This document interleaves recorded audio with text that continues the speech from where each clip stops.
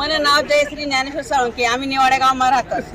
आम्ही जिल्हा अधिकारी कार्यालयમાં म्हणजे आमना चांगला 200 लोक येलतच येणं करता आणि ले रस्ताना काम 2 वर्षापासून काम चालू होतं आलं पण कामले काय अडचण होणार काय मोठमोठे खड्डे पडेल आमना रस्ताले त्या खड्डास म्हातारा माणसे पडतात कोणी वावरमा जाणारा लोकांचा त्रास होत घरातून म्हातारा लोकांचा त्रास होत ऍक्सिडेंट होत आमना रस्ताले पण प्रशासक आमना रस्त्याकडे ध्यान दिलं ना नुसतं कागदावर आमना रस्ता शे येणावर नाही जमिनीवर पाहिजे ना आमना रस्ता जमिनीवर नाही तो रस्ता रस्ता देखी पोरी देतात नाही.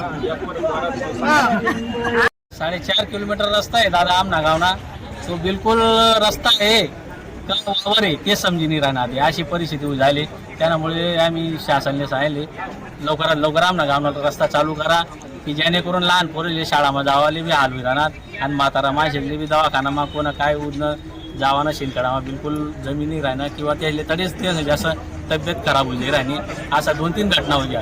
त्यामुळे आम्ही सरकारला एकच विनंती करा की दादा आमना गावना लवकरात लवकर रस्ता तुम्ही चालू करा.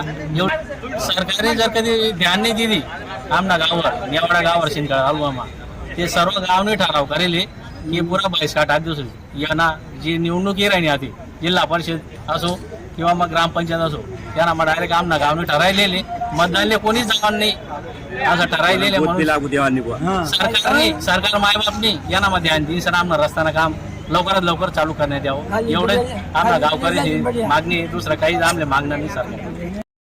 बोली खानदेश मराठी न्यूज.